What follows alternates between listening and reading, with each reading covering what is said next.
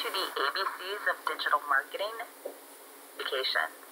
My name is Marilyn Cox. I'm the Marketing Principal within the Oracle Marketing Cloud Industry Solutions Center of Excellence, and I've listed my contact information here. If you have any questions about any of the information or use cases presented in today's presentation, please don't hesitate to reach out and contact me. I'm happy to chat about it. Do this further. So, a real quick glimpse of our syllabus. I want to cover what you're starting to see in the form of evolution with higher education marketing communications. We're going to talk about the history of college communications, the psychology of influence, communication strategies, as well as metrics that matter. We're going to go through how to apply these strategies that work for higher education in order to make constituents feel individually valued and respected, as well as how to build a loyal student and alumni base, and then how to leverage social media to reach and engage with the students, alumni, recruit potential recruits that are really relevant to your institution. And then lastly, how you can obtain accurate measurement and reports regarding engagement programs, events, and tours. So let's jump back in time a little bit. I want to jump back to 1998. And this is when I was applying for college. When I sat down to put this information together, the first thing that occurred to me is I haven't actually been a student in a long time, and I know things have evolved a lot since then. And back in 1998, I went ahead and I took a look at what are the best colleges that I want to go to. I got a lot of direct mail, a lot of letters from institutions informing me about their universities. And so I sifted through this mountain of information, I weighed my options, and then I went on a series of college visits. After that, I filled out paper applications, printed off my essays, gathered my transcripts, and then mailed in everything with a check. Then I received it, my acceptance letter. I then received a series of letters about orientation, a note regarding my dorm assignment, and a phone call from my RA. And it was sufficient back then. But let's take a look at how university engagement has evolved over time.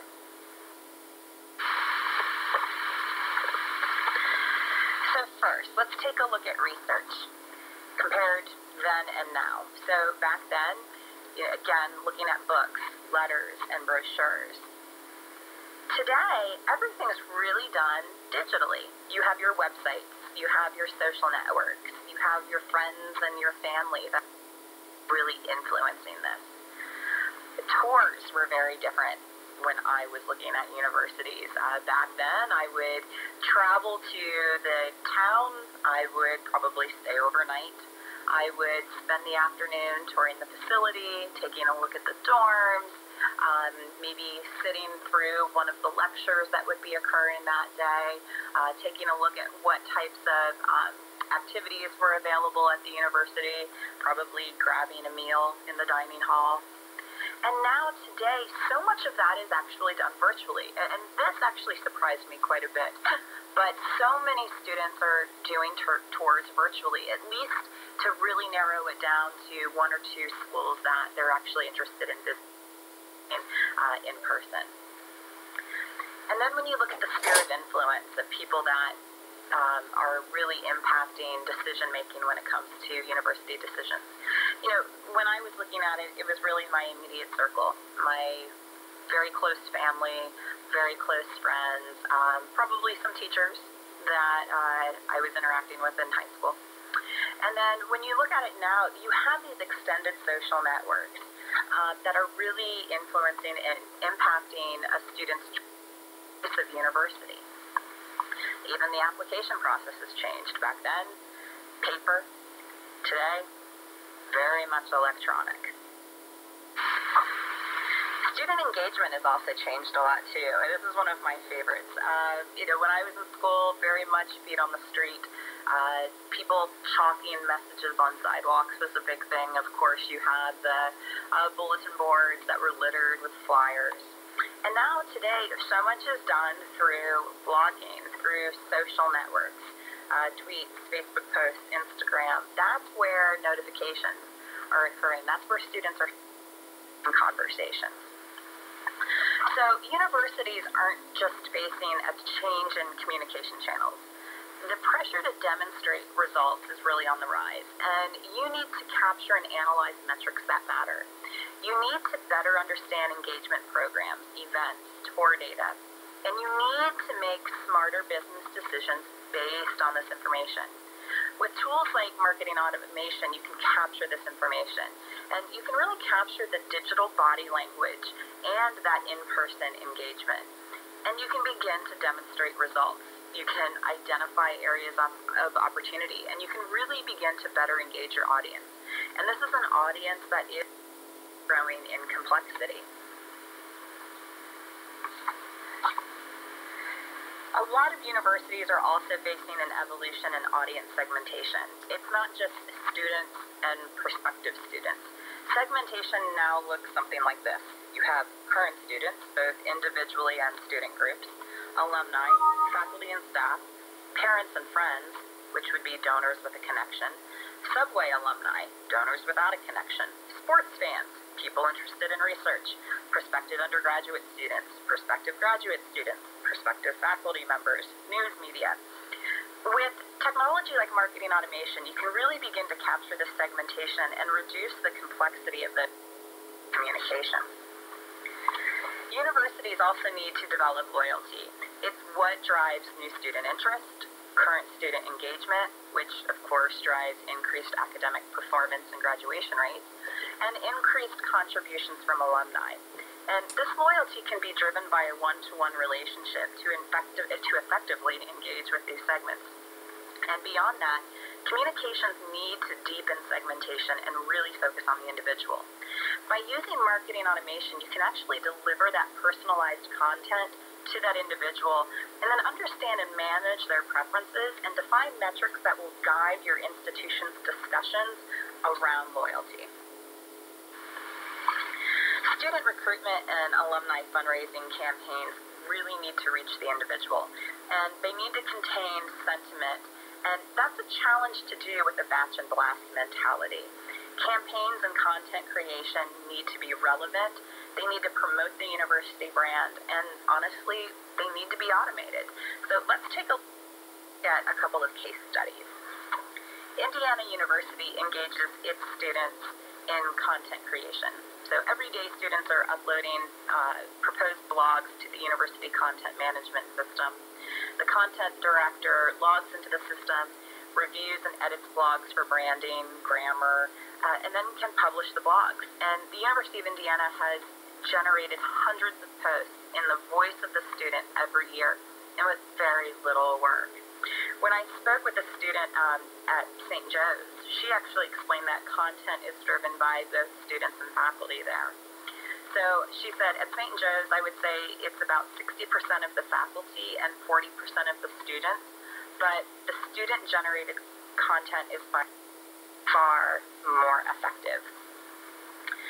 College recruitment is gradually going paperless. So between the 4 years leading up to college selection, a student receives hundreds, maybe even thousands of college emails.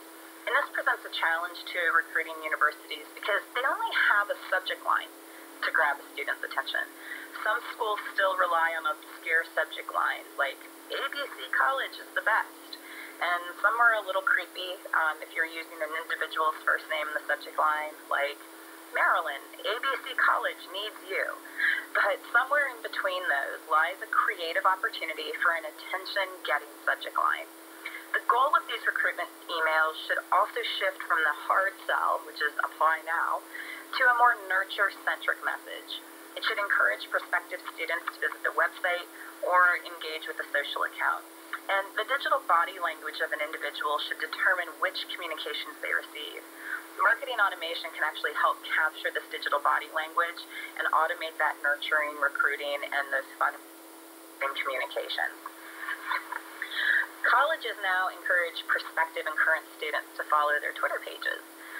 St. Joe's asked recently accepted students, this would have been the class of 2018, to tweet a picture of themselves with their acceptance letters. And then they retweeted all of those pictures to associate an extremely positive effect with getting accepted. Twitter also has easily accessible insider resources when looking at schools.